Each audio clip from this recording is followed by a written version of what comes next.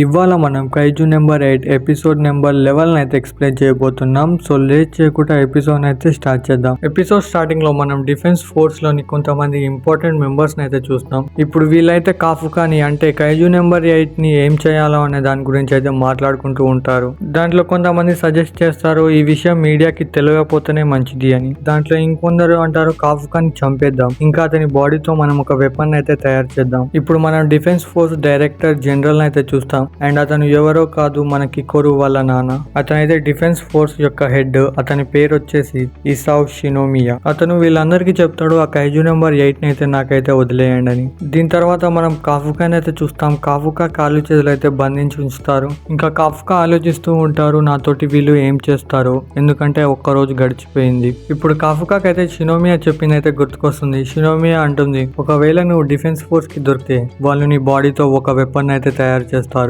ఇది ఆలోచించి అయితే కాఫుకాకి ఇంకా భయం ఇస్తుంది. ఇప్పుడు కాఫుకా దగ్గరికి అయితే మీనా ఇంకా కొంతమంది డిఫెన్స్ ఫోర్స్ ఆఫీసర్స్ అయితే వస్తారు. ఇప్పుడు మీనా కాఫుకాతో అంటుంది మేము నిన్ను డిఫెన్స్ ఫోర్స్ హెడ్ క్వార్టర్స్ కి అయితే తీసుకువెళ్ళబోతున్నాం. దీని తర్వాత వీళ్ళైతే కాఫుకాని అయితే బయటికి తీసుకెళ్తారు. ఇప్పుడు అక్కడ చాలా మంది ఆఫీసర్స్ అయితే ఉంటారు. కాఫుకా ఆలోచిస్తూ ఉంటాడు నేను ఇప్పుడు వీళ్ళ ముఖాన్ని ఎలా చూడాలి, ఎందుకంటే నేనైతే వాళ్ళని మోసం చేశాను కదా. ఇదంతా చూశాక రెనో నన్ను క్షమిస్తాడా? ఇప్పుడు కాఫుకాని వీళ్ళు తీసుకువెళ్తున్నప్పుడు రెనో అంటాడు సీనియర్ నాకు నమ్మకం ఉంది మీరు మళ్ళీ తిరిగి వస్తారని. ఇప్పుడు మీనా కాఫుకాతో అంటుంది నువ్వు మమ్మల్ని కాపాడడానికి నీ గురించి నువ్వు ఆలోచించకుండా కైజు లెక్క ట్రాన్స్ఫార్మ్ అయ్యావు చూడు, అప్పుడు నాకు చాలా షాక్ వేసింది. నాకు తర్వాత అర్థమైంది ఇది నీ స్టైలే అని. ఎలాగైతే నేను నిన్ను ఈ కేసులో నుంచి బయటపడడానికి చాలా ఆధారాలను అయితే సేకరిస్తున్నాను. ఇంకా థర్డ్ డివిజన్ లో ఉన్న ప్రతి ఒక్కరూ నిన్ను ఒక మంచి స్నేహితుడిగా భావిస్తారు. ఇప్పుడు కాఫుకా చాలా ఎమోషనల్ అయ్యి అంటాడు నాకు ఇంకా ఛాన్స్ ఉందా నేను నీ పక్కనే నిలబడడానికి. ఇప్పుడు చిన్న స్మైల్ ఇచ్చి మీనా అంటుంది నేను ఆ రోజు కోసం వెయిట్ చేస్తాను. ఇది వినైతే కాఫుకా ఏడవడం మొదలు పెడతాడు.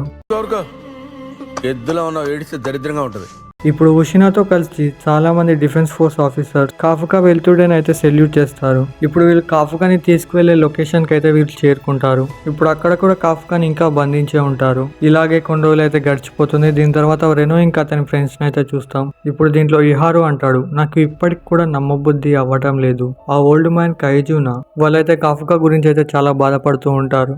దీని తర్వాత మనం డైరెక్టర్ అయితే చూస్తాం. నేను అతని పేరుని అయితే ఊకే పిలవాలని అనుకోవడం లేదు, ఎందుకంటే నా నాలుక తిరగదు ఇలా పేర్లు అంతా డిఫరెంట్ గా ఉంటాయి కాబట్టి. ఇప్పుడు కికోరు డైరెక్టర్ దగ్గరకు వచ్చి అంటుంది మీరు ప్లీజ్ కాఫుకాని అయితే విడిపించగలరా అని. దీనిపై డైరెక్టర్ కికోరుకి అయితే ఒక ఫామ్ అయితే ఇస్తాడు.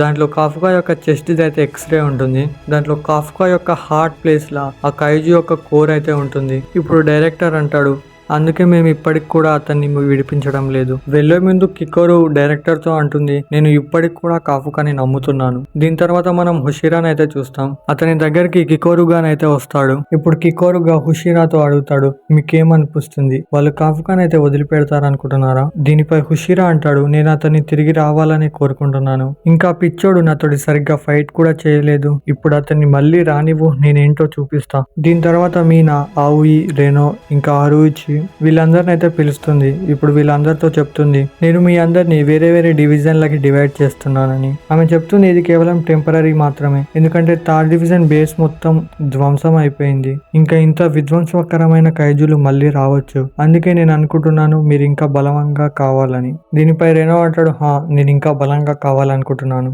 దీని తర్వాత మనం ఆవుయి ఇంకా అరుయిచిలను అయితే చూస్తాం. వీళ్ళిద్దరూ మాట్లాడుకుంటూ ఉంటారు కాఫుకాని మనం ఎలా విడిపించగలమని. దీని తర్వాత మనం కాఫుకాని అయితే చూస్తాం. అతను ఇంకా అదే రూమ్ లో బంధించి ఉంటాడు. అతను అంటాడు నేను ఇది నిరూపిస్తాను నేను ఒక మనిషిని అని. దీని తర్వాత డైరెక్టర్ ఇంకా వాళ్ళ ఆఫీసర్స్ తోటి అయితే అక్కడికి వస్తాడు. ఇది చూసి కాఫుకా అయితే చాలా షాక్ అవుతాడు. ఇప్పుడు కాఫుకా వీళ్ళందరితో అంటాడు నేను ఒక మనిషిని అని. ఇప్పుడు డైరెక్టర్ అంటాడు ఇతన్ని రిలీజ్ చేయండి. ఇది విని అక్కడ ఉన్న వాళ్ళందరూ అయితే షాక్ అవుతారు. అంటారు ఇది కైజు నెంబర్ 8 కదా. దీనిపై డైరెక్టర్ అంటాడు చెప్పింది చెయ్యి. అతను నిజంగా అంత బలమైన కైజు అయితే అతను ఎప్పుడో ఇక్కడి నుంచి పారిపోయేవాడు. దీనికి అర్థం ఏంటంటే అతను తన ఇష్టపూర్వంగానే ఇక్కడికి వచ్చి కూర్చున్నాడు. ఇప్పుడు కాఫ్కా ఆలోచిస్తూ ఉంటాడు వీళ్ళు నేను చెప్పింది వినేటట్టున్నారు అని. ఇప్పుడు కాఫ్కా మళ్ళీ చెప్తాడు నేను ఒక మనిషిని అని. ఇప్పుడు డైరెక్టర్ వెంటనే కాఫ్కా మీదకైతే ఫైరింగ్ చేస్తాడు. అండ్ ఇప్పుడే కాఫ్కా తన చేతుల్ని కైజు లెక్క ట్రాన్స్ఫార్మ్ చేసి తప్పించుకుంటాడు. ఇప్పుడు కాఫ్కా అడుగుతాడు మీరేం చేస్తున్నారని, కానీ అప్పటికి డైరెక్టర్ వచ్చి కాఫ్కా యొక్క చెస్ట్ మీద అయితే అటాక్ చేస్తాడు. ఇప్పుడు డైరెక్టర్ అంటాడు, ఎవరైనా వ్యక్తి ఒక బుల్లెట్ ని చేయితో టాపుతారో అతను మనిషిలా అవ్వగలడు. అయినా కానీ కాఫ్కా ఇప్పటికీ అంటాడు, నేను కైజుని కాదు ఒక మనిషిని అని. ఇప్పుడు డైరెక్టర్ అయితే కాఫ్కా మీకు అటాక్ చేయడానికి అయితే రెడీ అవుతాడు. తన చేతులకు వెపన్ అయితే వేసుకుంటాడు. ఇప్పుడు కాఫ్కా డైరెక్టర్ ని ఇలా చూసి కూడా తన ఒరిజినల్ ఫామ్ లోకి అయితే రాడు. ఎందుకంటే తను ఒక హ్యూమన్ అని నిరూపించుకోవాలని అనుకుంటున్నాడు. దీని తర్వాత డైరెక్టర్ కాఫ్కా మీకైతే అటాక్ చేస్తాడు. ఈ అటాక్ నుంచి కాఫ్కా అయితే ఎలాగో అలా తప్పించుకుంటాడు. కానీ అతని చెయ్యి అయితే విరిగిపోతుంది. దీని తర్వాత డైరెక్టర్ మళ్ళీ కాఫ్కా మీకైతే అటాక్ చేస్తాడు. దీంతో కాఫ్కా అయితే తన కైజు ఫామ్ కి అయితే ట్రాన్స్ఫార్మ్ అయిపోతాడు. ఇప్పుడు పైనుంచి ఒక ఆఫీసర్ అంటాడు, ఇతను ఇప్పటికి కూడా చాలా బలంగా ఉన్నాడు. డిఫెన్స్ ఫోర్స్ లో చాలా బలమైన వ్యక్తి ఇసావ్ షినోమియా. దీని తర్వాత మనం కాఫ్కాని అయితే చూస్తాం. కాఫ్కా మొత్తానికి కైజు లాగానైతే ట్రాన్స్ఫార్మ్ అయిపోతాడు. దీన్ని చూసి డైరెక్టర్ అంటాడు, నువ్వు కైజు లాగానే కనబడుతున్నావు. ఇప్పుడు వీళ్ళిద్దరు ఇలాగే ఫైట్ చేస్తూ ఉంటారు. ఇప్పుడు దీంట్లో కాఫ్కా ఆలోచిస్తూ ఉంటాడు, నాకు ఇతనితో ఫైట్ చేస్తూ ఉంటే ఒక కైజుతో ఫైట్ చేస్తున్నట్టే అనిపిస్తుంది అని. ఇప్పుడు పైనున్న ఒక ఆఫీసర్ అంటాడు, ఇప్పుడు డైరెక్టర్ ఏ సూట్ నైతే వాడుతుండో ఆ సూట్ ని కైజు నెంబర్ 2 తో తయారు చేశారు. అండ్ ఇంత పవర్ ని ఇతను ఒక్కడే యూజ్ చేయడానికి అర్హుడు. ఇప్పుడు కాఫ్కా అంటాడు, నాకు ఇప్పుడు కికోరు చెప్పిన మాట అయితే అర్థమైంది, ఒక నెంబర్ కైజు వెపన్ ఇంత భయంకరంగా ఉంటుందో అని. ఇప్పుడు కాఫ్కా డైరెక్టర్ అటాక్ నుంచి తప్పించుకోవడానికి చాలా ప్రయత్నాలు చేస్తాడు. కానీ అతని కాళ్ళే కట్ అయిపోతాయి. ఇప్పుడు డైరెక్టర్ మళ్ళీ కాఫ్కా మీదకి ఒక బలమైన అటాక్ అయితే చేస్తాడు. దీంతో ఆ చుట్టుపక్కల ఒక పెద్ద వేవ్ అయితే క్రియేట్ అవుతుంది.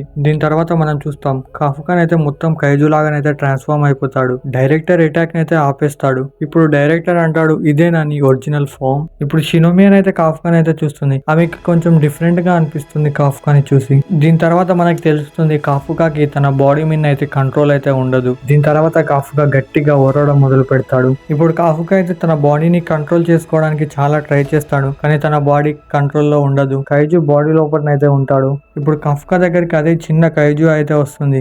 నువ్వు ఆ వ్యక్తిని చంపేయి. దీనివల్ల కాఫ్కా ఇష్టం లేకపోయినా డైరెక్టర్ ని చంపడానికి అయితే రెడీ అవుతాడు. మూర్తి గారు, ఇలాంటప్పుడే గుండె రాయి చేసుకోవాలి. దీంతో మన 11th ఎపిసోడ్ అయితే కంప్లీట్ అవుతుంది. ఇప్పటిదాకా మనం చూసాం డైరెక్టర్ అయితే కాఫ్కాని పిచ్చ కొట్టాడు. నెక్స్ట్ ఎపిసోడ్ లో మనం చూడబోతున్నాం డైరెక్టర్ ని కాఫ్కా ఎలా కొట్టబోతున్నాడు అని.